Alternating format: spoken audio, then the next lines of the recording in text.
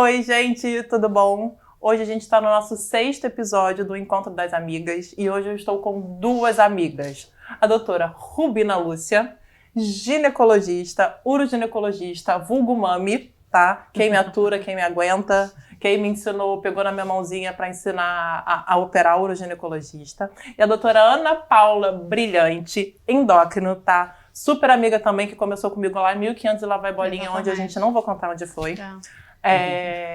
Mas que a gente se aguenta. E ela recebe várias pacientes minhas com as queixas de menopausa. Ela é endócrina, ela faz muito bem essa parte. A Rubina também, apesar de estar muito mais na uroginecologia hoje em dia, ela gosta, ama fazer climatério. Então eu convidei essas duas maravilhosas para contarem, me ensinarem um pouquinho e contarem para vocês, porque de rotina eu recebo várias pacientes sintomáticas que falam que os ginecologistas não tratam, que ninguém dá importância, que é assim mesmo, daqui a pouco passa. Ah, não, você já está assim há um tempo, então não tem mais indicação de tratar. Não, gente, tem que tratar sim, precisa tratar. O nosso objetivo é qualidade de vida e não precisa ficar se sentindo mal, tá? Meninas, muito obrigada por vocês estarem aqui. E aí eu vou começar perguntando para a Rubina, que provavelmente é a que ela mais recebe no consultório. A Ana recebe já indicada, encaminhada. Quais são os sintomas? Qual é a diferença, né, do climatério e da menopausa? Vamos explicar para as pessoas que não sabem. O que é cada um? Bom, a menopausa, como você está perguntando, isso aí é bem legal a gente definir. Porque muita gente fala, eu estou na menopausa, eu estou na menopausa. Não. Eu estou no climatério. A menopausa é um estado, uma situação que acontece a última menstruação e tem que ficar um ano inteiro sem você menstruar. E aí, o climatério é justamente a fase que engloba a pré-menopausa, a permenopausa e a pós-menopausa, que vai até a senectude. Bom, nesse caso, você perguntou sobre os sintomas, é isso? O que a gente tem que prestar atenção? O que as pessoas, as mulheres de uma forma geral, o que elas devem prestar, o que elas estão sentindo que vão acender a lâmpadazinha, chamar a atenção de que eu preciso procurar ajuda? Isso, então. Isso é bem interessante, assim, a explicação, porque as pacientes chegam no seu consultório, elas chegam mais ou menos assim, entre 47 anos, mais ou menos, elas já começam a se queixar de mal-estar, de irritabilidade, aumento de peso com dificuldade para perder.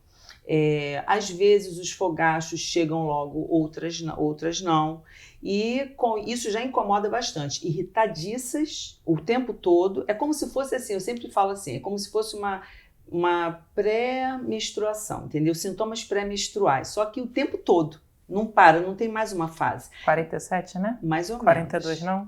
Às vezes. Às vezes sim. Porque assim... Posso sair com uma receita? A idade é mais ou menos assim. Antigamente era a menopausa precoce e menopausa, né? Agora você tem a precoce antes dos 40. Isso, antes dos 40 e antes dos 45 mudou a nomenclatura, agora é cedo. E aí fala que o normal é entre 45 e 55. Exatamente.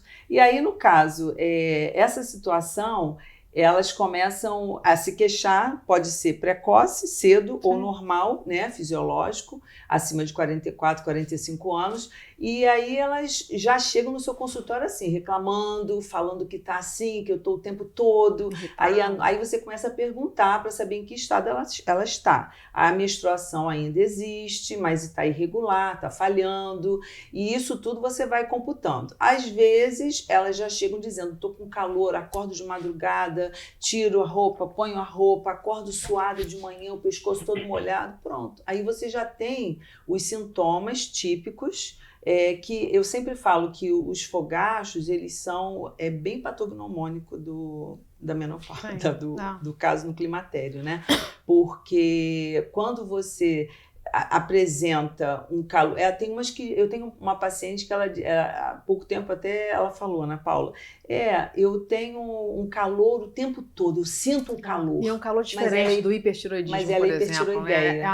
O calor da menopausa, ela fala muito assim, né? É muito, né? Ele vem em impulsos, né? Sim, Eles vêm assim, vem, de repente, exatamente. vem. Não é, da hipertireoideia, ele é contínuo. O tempo um todo calor, ela tá calorenta. meio que difuso, é diferente, Isso, não é aquela isso, onda, né? O calor exatamente. da menopausa é uma onda. Mas como é que é uma onda? É uma onda que vem de baixo, é isso? Isso. Sim. Ela vem... Ó, quem sente sabe perfeitamente como é que é. Agora interessante assim, eu tenho bastante tempo fazendo climatério, eu gosto muito, sabe? Então, eu já tive paciente que fala assim, doutora, eu tô com um problema, eu só sinto calor no pé. Aí eu começo a fazer... né? Eu tenho uma que fala assim, eu só sinto aqui, ó, na orelha quente. Só a minha orelha quente. Assim. Então, assim, são situações bem interessantes, né? Que você, com a experiência, você vai colhendo, né? E o fogacho é uma coisa assim que... E tem algum horário específico do fogacho? Porque a gente vê muito essa coisa da noite. Geralmente começa à noite, né? E conforme a coisa vai andando, né? A menopausa, a pré-menopausa vai começa vai virando, né? De dia, de noite. Começa a ser uma coisa muito mais constante do que só aquele início ali no turno. Uma outra coisa também interessante, o fogacho, quando ela, por exemplo, elas estão... Tem um ou outro de vez em quando, mas se estão em situações de estresse, tensão, num ambiente com muito quente, com muita gente, pronto, aí vem o fogão, entendeu? Então elas falam, vem aquela sudorese, aquele fogo, aquela coisa, algumas com sudorese e outras não. Sim. Entendeu? E um dos principais, né, que você falou é patognomônico é o fogacho. Sim. Mas assim, insônia também, né? Elas costumam reclamar bastante. Esquecimento. Secura vaginal. Vocês devem pegar muito. Secura vaginal, pelo menos assim, o que eu pego é já na fase mais avançada, né? Isso não aí. É numa fase inicial. Quando chega a ter o ressecamento vaginal é porque elas já estão com essas queixas há bastante tempo. E muitas não tratadas, né? Exatamente. Isso é que é o pior, né? E sabe o que eu vejo bastante que na prática clínica são mulheres jovens que não estão no climatério, mas que usam anticoncepcional de alta dosagem a longo tempo e que fazem ressecamento vaginal. Sim, isso existe mesmo. Tem muitos pacientes que fazem ressecamento mesmo, com uso de pílula. E aí você começa uma reposição de hormônio tópico, começa com sintomas como se fosse climatério uroginecológicos, com urgência, incontinência, piora da incontinência urinária de esforço. Se ela só tem essa queixa, você trata só essa queixa. Local, né? Uma dor para ter relação, né? Uma situação que você falou logo no início foi o seguinte... Quando você falou assim, tem pacientes jovens que chegam no teu consultório, que não tratam e que vai no médico, reclama, diz que é assim mesmo. O que eu vejo, assim, no geral, é que muitos médicos têm medo de tratar. Exatamente. Medo. Sim. Eu, assim, eu costumo dizer assim, ele não querer fazer nele, ok. Sim. Mas ele passar para o paciente o que ele... pensa, o medo dele, né? O medo dele, eu acho isso muito ruim, porque os congressos estão aí, as orientações com evidências estão aí, com tudo que você pode fazer de melhor. Então, assim, se não quer fazer para ela, para paciente, no caso, ok. Não quer fazer para a esposa do médico, ok. Mas que faça, que venda o peixe bem vendido. O que eu costumo falar também é assim, né? Uma coisa é a nossa geração. A menopausa hoje aos 50, na mulher, hoje é muito diferente da mulher de 2 gerações atrás, né? Então as coisas mudaram. A mulher hoje em dia de 50 anos é uma mulher completamente ativa, né? Assim, talvez no auge, né? Completamente nada. Lá atrás, há 2 gerações atrás, a geração da minha avó, minha bisavó, é outra história. Então a gente isso aí 40 já estava morta, né? Exatamente, é completamente. Era uma senhorinha. Isso aí. Né? Você pega foto. Gordinha. Exatamente. Você pega a foto de uma senhorinha há 2 gerações atrás, a minha idade, vamos lá, 49, 50, era uma senhorinha. Né? Eu não me sinto uma senhorinha, ponto. Né? Então, assim, eu acho que a gente tem... Ponto. A gente tem os direitos de tratar, né? De ter qualidade de vida, né? Sim. Então, assim, ter qualidade... Eu acho assim, a gente atendo umas mulheres que estão na minha frente, assim, a gente está na consulta normal, começa a pingar, começa aquela, né, pipocar o suor. Isso não é qualidade de vida. Sim. Às vezes com uma toalhinha, o que elas falam, doutora, eu não tenho que andar com a toalhinha porque eu começo a suar, morro de vergonha. Isso não é qualidade de vida, né? É impossível. E elas vão em você, às vezes, não só pelos sintomas do climatério, da menopausa. Sim. Elas vão em você porque elas não conseguem emagrecer e elas querem orientação, acham que é hipotiroidismo e qualquer outra coisa. Sim. Não, muitas vezes elas vão em mim porque às vezes vão em alguns ginecologistas que simplesmente falam assim, eu sou contra e eu não trato. Isso aí, foi o que eu falei, ele dá a opinião dele. Exatamente, né? eu sou contra, eu acho que não tem que tratar, e é assim mesmo, a senhora vai se acostumar. Né? Eu escuto isso muito, né? Dói, e aí né? a gente faz os exames normal, porque tá na rotina do endócrino os exames de função tiroidiana. Então a gente descarta geralmente, lógico, se é uma patologia tiroidiana ou não. E até pela história também, a gente, né, a idade, os sintomas, a gente já consegue jogar para um lado e para o outro.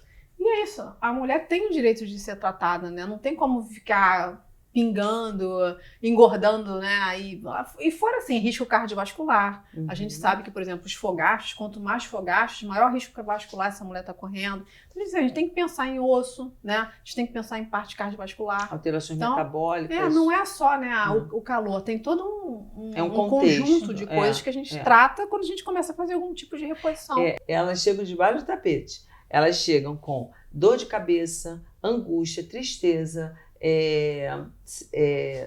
vem o esquecimento, tonteira, cansaço, elas acordam cansadas, aquele cansaço que não dá vontade de fazer nada, um desânimo, não querem nada, não querem, se eu puder eu fico aqui sentada, deitada o tempo todo, não tenho vontade de nada. Né? Libido zero, que é uma coisa também importantíssima, aumento de peso, dificuldade para emagrecer. E esse é o problema da idade, dessa fase que a gente engorda no período da pré-menopausa. Você tem um aumento de peso com uma dificuldade enorme para emagrecimento. Né? O que a gente costuma falar é que a mulher, quando entra na menopausa, ela tem que comer metade do que ela comia antes, fazer mais atividade física para conseguir manter o mesmo peso que ela tinha antes. Isso aí. Então o metabolismo desaba. Aí vem cansaço, peso nas pernas, taquicardia, que você também tem que diferenciar. Muitas, às vezes, você manda para o cardiologista ou vem do cardiologista para tratar. Eu acho muito bacana quando o cardio manda. Vai para a sua gineco tratar, exatamente. Porque elas têm taquicardia, eles fazem tudo e não é nada, é da menopausa. Então eu costumo dizer que um comprimidinho ou uma aplicaçãozinha de gel acaba tudo. Né? Porque elas chegam, às vezes, no consultório com remédio para taquicardia, com remédio para enxaqueca, com remédio para cansaço, com remédio para depressão. Várias que tem vezes. A depressão também do climatério. Sim. E aí elas chegam com aquele monte de vidrinho. Outro dia eu fiquei olhando aqui, um monte de vidro de remédio. Falei, gente, tira isso tudo, por favor. E toma um remedinho só, único, que é o estrogênio. A senhora vai ver como que a senhora vai ficar. E aí, sabe, os sintomas são muitos. E quando elas chegam mesmo, como eu falo, debaixo do tapete, você dá o remedinho, parece que aquilo... Ai, elas saem, sabe? Parece que é aquela flor que tá murchinha e elas ficam... Então, assim, eu acho assim, de suma importância o tratamento do climatério. E vocês falaram do medo, assim, que a grande maioria, eu recebo as pacientes que não foram tratadas, que os ginecologistas falam que não precisa tratar, vocês também recebem, e falam do medo. Qual é o grande medo, tanto dos médicos que passam para as pacientes, que várias vezes, quando eu vou começar uma reposição, eu não faço reposição sistêmica, eu encaminho para as duas, mas eu faço muita reposição hormonal tópica para os sintomas uroginecológicos. E aí eu tenho que convencer e explicar para essas pacientes que isso não vai dar câncer. E o grande medo que a gente vê é relacionado ao câncer de mama, principalmente, né? E que antigamente se falava muito, eu quero ouvir de vocês, sobre a reposição hormonal sistêmica, tá? E o câncer de mama. Então, assim, o que está descrito, o risco da mulher que faz alguma reposição ter um risco maior são aquelas mulheres que têm parentes de primeiro grau, ou seja, mãe e irmãs que tiveram câncer antes dos 50.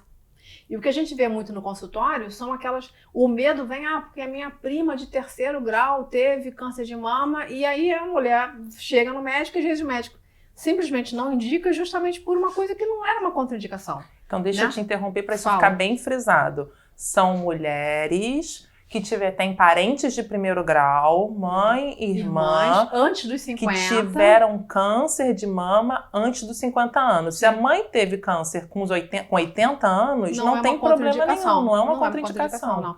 E também entra nessa história que é muito mais raro câncer de endométrio e câncer de ovário. Né? Assim como também uma mulher que teve trombose venosa profunda, né? Doenças tromboembólicas também é uma contraindicação, mas isso é muito menos. Então o grande medo de médicos que não indicam e dos pacientes é o risco do câncer de mama.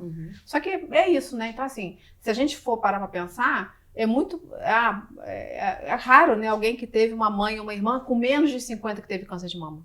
Né? Então, muitas mulheres deixam de ser tratadas porque simplesmente existe um medo no ar que não... Falta de estudo, né? Porque era o de pensamento antigo, né? falta de Exatamente, informação. exatamente. E esse medo atrapalha bastante Muito. o nosso trabalho no consultório. Porque a gente tem que convencer. Atrapalha muito. Né? Você perde muito tempo de ficar tendo que dar explicação. Aí você fala dos congressos, que a mídia está falando muito Sim. bem atualmente do trabalho da reposição hormonal. Então, assim, dá mais trabalho a gente tratar essas pacientes que chegam com medo. Sim, e tem aquelas que chegam bem, tranquilas, que Sim. confiam no teu trabalho, que querem, sabe, ficar bem, ter qualidade Sim. de vida, como a Ana Paula falou. E as pacientes que tiveram realmente mãe, irmã, antes dos 50 anos com câncer de mama, mas estão extremamente sintomáticas. E aí, me diz. Elas estão... Não, eu não contraindico, não. Sim. A minha única contraindicação é tromboembolismo.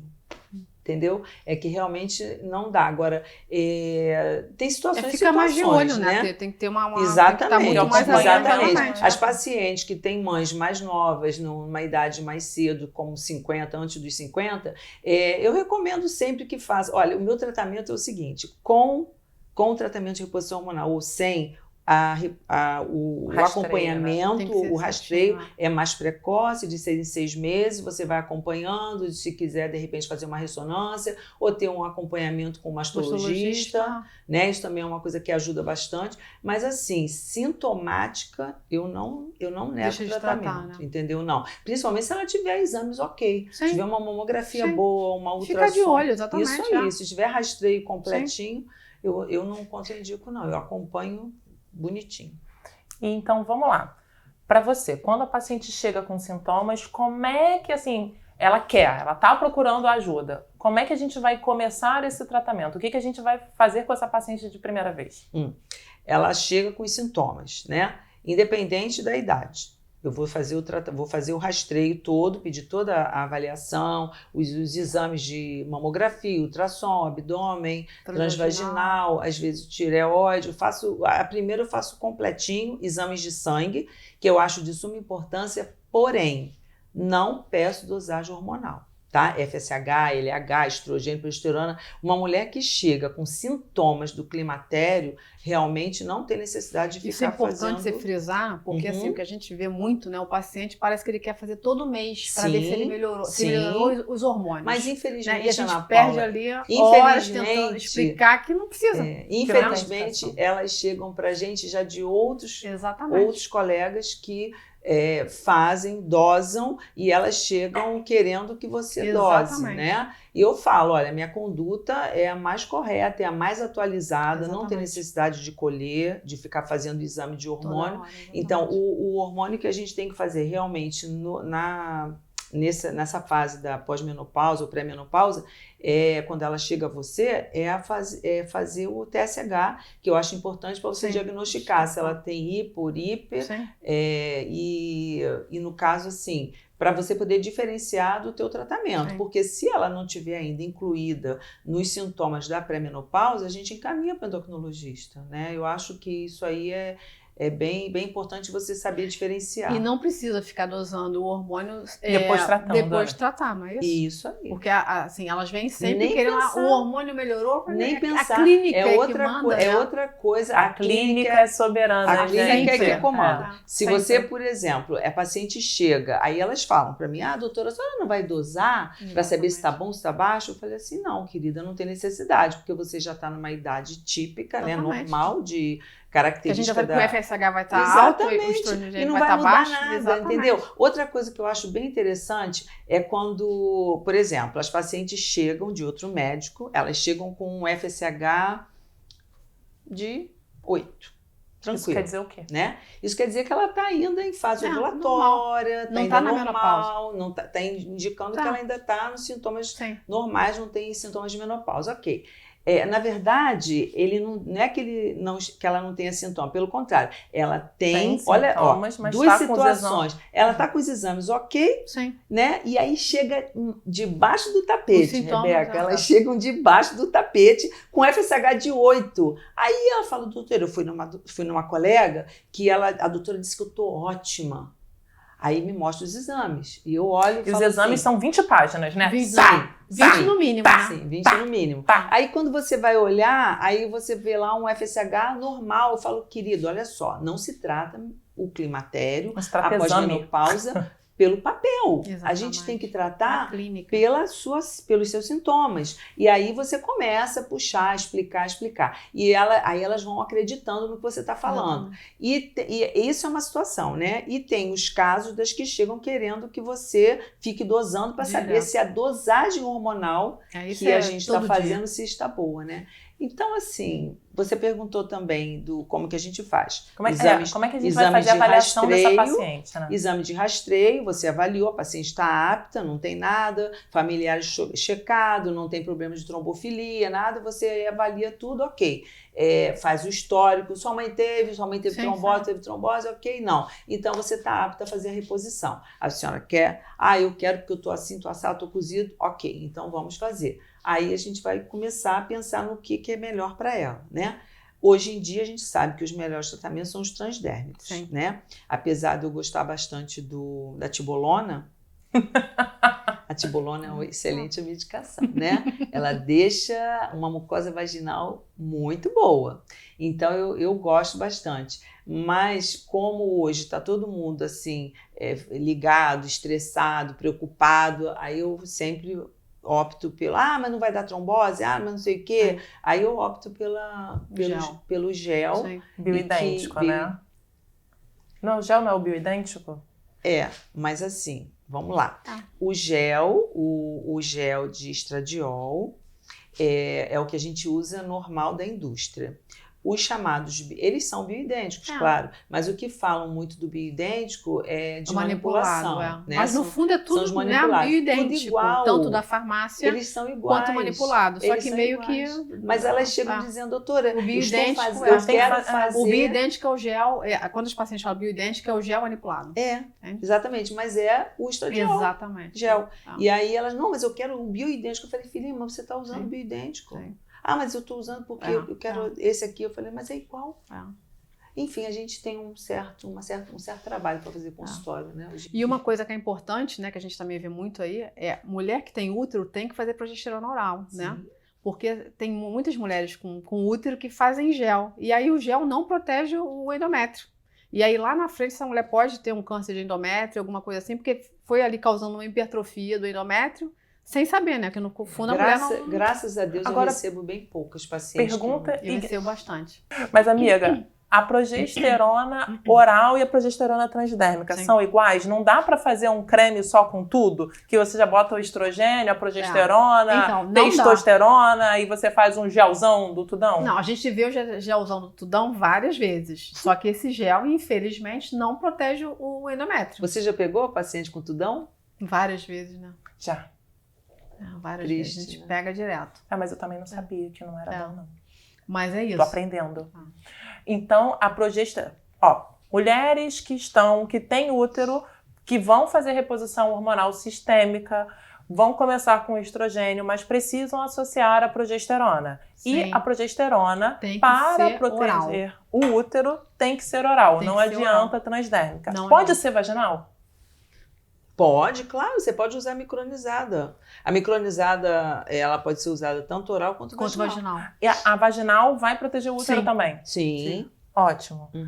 Agora outra pergunta que eu ia fazer. E a testosterona? O que vocês acham de testosterona para a mulher que está super na moda? Então vamos lá. Assim, a testosterona nos estudos não tem indicação, né? Só que na prática clínica a gente vê muitas vezes que se a gente fizer uma dose baixinha de testosterona gel, não é injetável, não é intramuscular, a gente vê que essa mulher, né, sai um pouquinho debaixo do tapete, como você fala. Concordo plenamente com a Ana Paula. Então, dosagem baixinha, fisiológica. Exatamente. Então a gente percebe isso. É a mesma coisa. Eu não vou avaliar o nível de testosterona dessa mulher nos exames laboratoriais. Eu vou avaliar na clínica. Então é visível, essa mulher vai no meu consultório, eu passo um gel de testosterona bioidêntico numa dose baixa, essa mulher volta 2, 3 meses melhor. Mas a testosterona sozinha ou com a... Não, se eu tô fazendo reposição hormonal, eu tô fazendo estrogênio, ponto. Se ela tem útero, eu tô fazendo progesterona, ponto.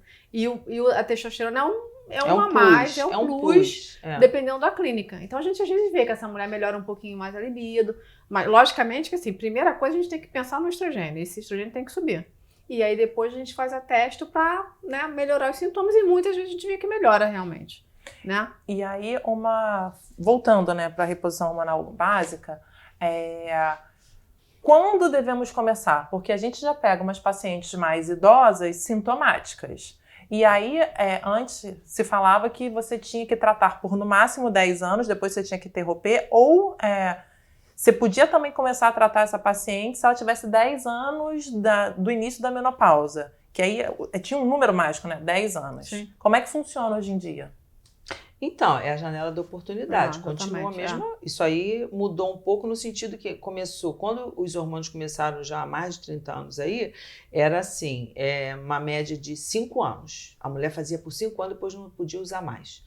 Aí depois os estudos, nos congressos a gente passaram para 10 anos. E agora, na atualidade, já há algum tempinho, não precisa mais 5 nem 10. Agora você usa o tempo que você quiser. Enquanto a paciente chegar para você com 60, com 70, com 80, se ela tiver sintomatologia ou não. Tem paciente que chega aos 80, ela quer suspender por algum motivo, ela pode até suspender, ela não vai ter sintomatologia crítica, assim, né?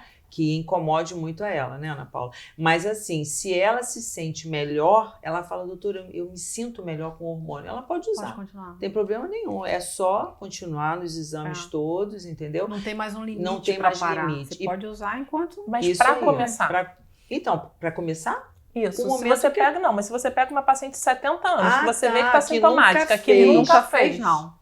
Aí não. Porque aí aumenta o risco cardiovascular. Exatamente. Aí deixa de fazer bem, pode fazer mal. Agora, se ela tiver parado de menstruar com 57 anos, como eu pego, antigamente... Jura?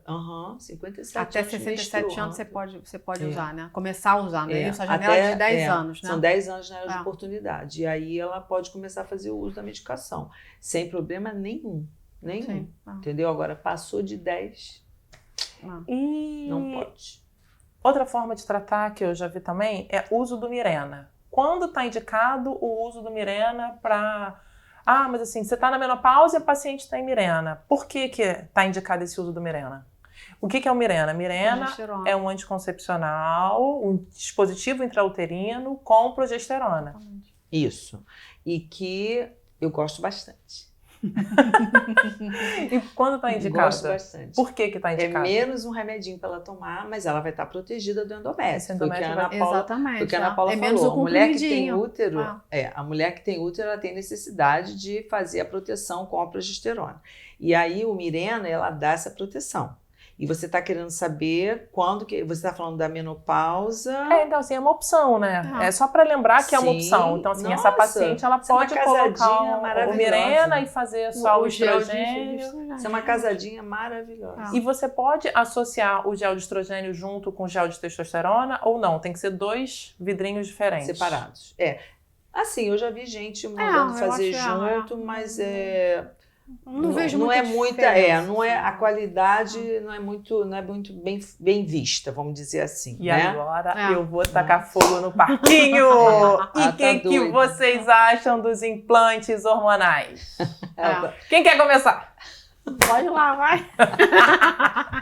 Vai que eu vou atrás. Eu vou ser curta e grossa. Eu também vou. Digo não ao chip da beleza. Eu também digo não ao chip da beleza. Tá. É uma coisa que você não tem mão. Como é que você vai conseguir saber se tem dose a mais de estrogênio, de testosterona? Você colocou um chip, você perde a mão. Né? O gel eu tenho a mão. Né? Eu consigo, né, ver ali o sintoma. Agora, você colocou um chip. Eu vejo muito isso no consultório, como endócrina. Ai, doutora, o cabelo tá caindo, tô cheia de espinha. Coloquei o chip da beleza faz 3 meses. E aí? E agora? Vai Volta lá. no seu médico que colocou o chip. Mas e a paciente que já faz a reposição gel? Tá bem. Você indicaria, ela fala assim, tô de saco cheio de usar o gel. Tô de saco cheio de tomar a progesterona. Posso colocar o chip? Tô tocando fogo no parquinho. Não. Why not? Você já viu que com aquela dosagem ela ficou boa? Ela ficou bem? É diferente, porque é uma coisa...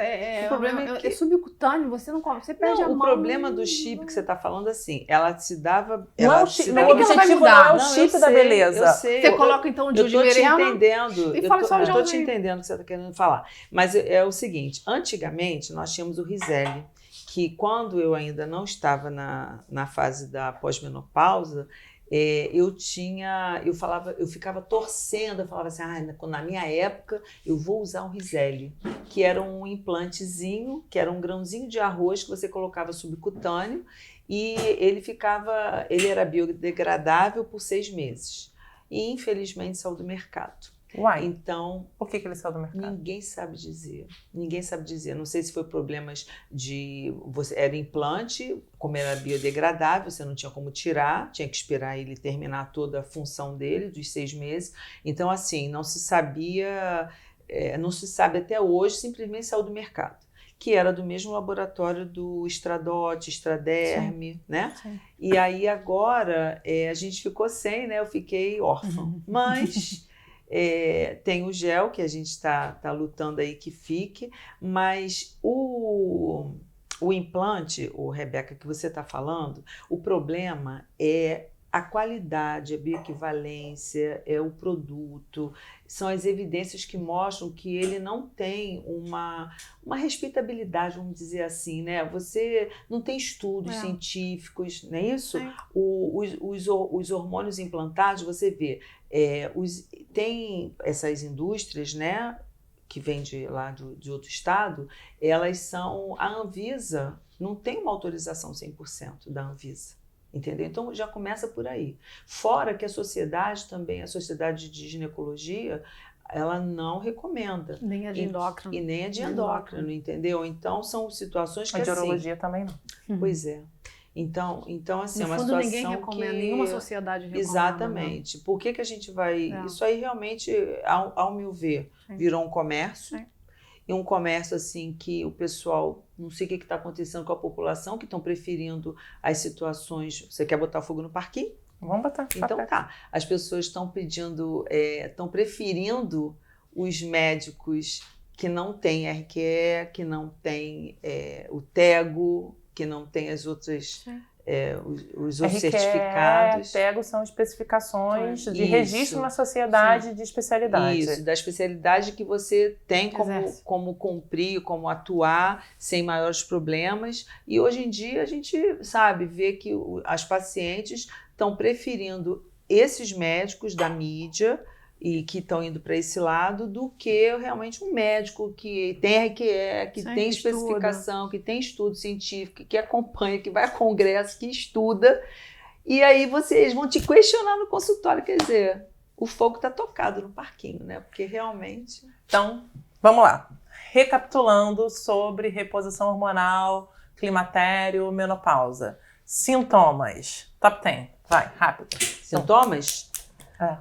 Cefaleia, esquecimento, tonteiras rápidas, aumento de peso, dificuldade para emagrecer, fogachos, os fogachos, falta de libido, peso nas pernas, cansaço exagerado, taquicardia, mal-estar, sensação de desmaio, enfim. Morte iminente, resumindo. Debaixo do tapete. E avaliação inicial. Então, os exames laboratoriais, né? Eu costumo pedir, eu acabo entrando na área. Sim, tem que fazer, eu também entro. Mama, transvaginal, abdominal, acabo fazendo também a tireoide, porque é da minha área. A gineco também pede, eu também peço. Cada um são esses exames, a gente tem que tratar a mulher como um todo. Sim, essa é uma triste realidade e não é compartimentar. Sim. E a gente tem que estar munido de pessoas de áreas diferentes, mas que a gente confie. Que a gente confie, que tenham um pensamento semelhante e que estudem. Sim. E aí agora a gente fez sintomas, diagnóstico, avaliação inicial, tratamento. Lembrando que o diagnóstico é clínico e não é laboratorial hormonal. Os exames vão saber para avaliar o estágio e se pode ou não começar. Contraindicação. Temos contraindicações absolutas e relativas sobre a reposição? Temos contraindicações para reposição assim, absoluta, o câncer de mama. Câncer de mama. Câncer de na mama. própria paciente ou em familiares de primeiro grau. Abaixo de 50 anos. E apesar de que eu conheço pacientes que já tiveram câncer de mama, curados há 10 anos e que fazem reposição. Sim. Né? E assumem. Aí a paciente assume querer fazer para ter qualidade de vida, porque ela não aguenta os sintomas, né? E câncer de ovário e de endométrio, né? Também a gente não pode... são mais raros, mas mais raros, mas não podem lembrar, né? Isso. Algumas doenças autoimunes, né? Mas contraindicação absoluta não, né? Relativo. Algumas. A trombofilia é uma absoluta, contraindicação. trombose e câncer Sim. de mama, eu acho que é o que pega É mais. E no fundo é o medo de muitos médicos e da maioria dos pacientes.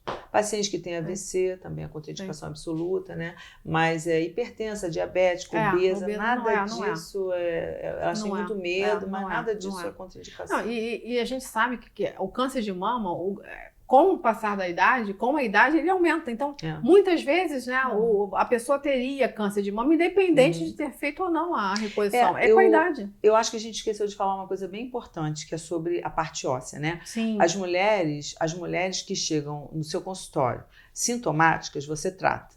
Aí a gente pensa primeiro na parte de ossos, né? Para osteopenia, osteoporose.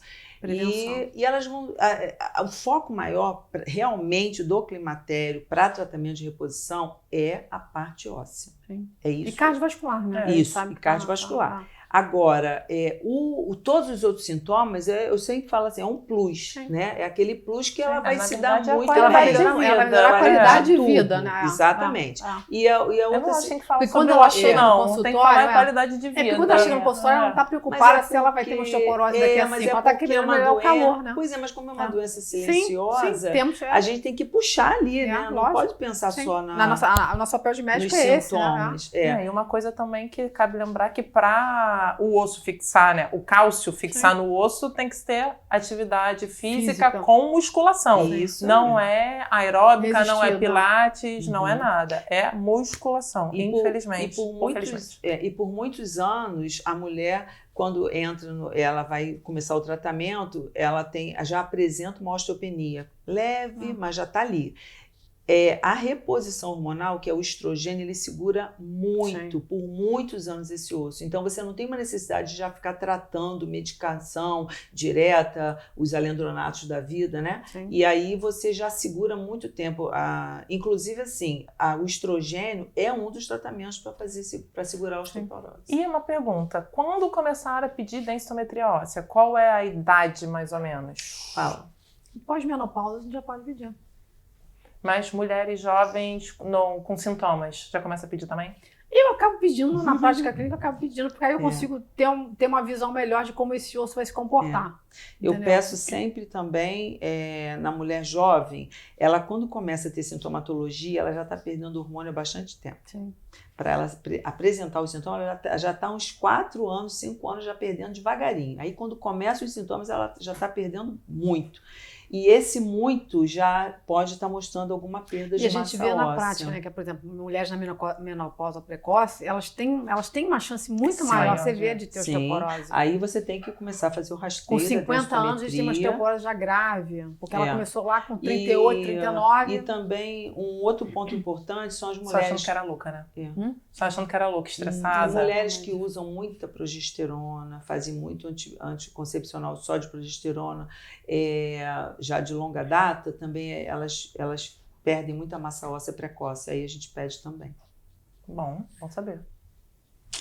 Quais são os anticoncepcionais só de progesterona? Pode falar nome comercial. É o desogestrel, só de progesterona. Mas isso usa normalmente para amamentação. Exato, mas é a mesma coisa, né? Usa para amamentação, mas acaba mantendo a longo prazo, é por isso? Sim. Ou também para tratar endometriose, essas não? pacientes que usam anticoncepcional somente com desogestrel, dienogeste, é o progestágeno que a gente recomenda para anticoncepção, certo? Mas quando você indica, quando você indica esse tipo de anticoncepcional? Você pode, isso aí é opção. Por exemplo, a gente opta mais pelas pacientes para evitar secamento do leite, aquela coisa toda, para não secar, para continuar amamentando. Mas tem outros casos? Esse é que eu, Rebeca, ignorante, sei porque eu passei. Eu usei. Tem. Eu acho que os casos, por exemplo, de endometriose, eu já vejo muito para endometriose. Mulheres que têm endometriose, a gente também faz essa opção por anticoncepcional só com progesterona. Ajuda muita coisa. Mas aí tem o lado dos ossos. O zoio, né? Entendeu? E aí, provavelmente, essa paciente precisa de um tratamento cirúrgico para endometriose, não só clínico, né? Sim, tem que endometriose é um caso à parte que tem que acompanhar mesmo. Sendo dos próximos capítulos, próximo podcast. Gente, se vocês tiverem alguma dúvida, tá? E quiserem perguntar, podem mandar que eu repasso para as duas mocinhas lindas, maravilhosas e brilhantes. Ela já tem no nome, mas ela também é. Meninas, muito obrigada por terem vindo, por terem topado. Obrigada, adorei. Beijo. Foi ótimo. Foi excelente, muito bom. Adorei falar aqui.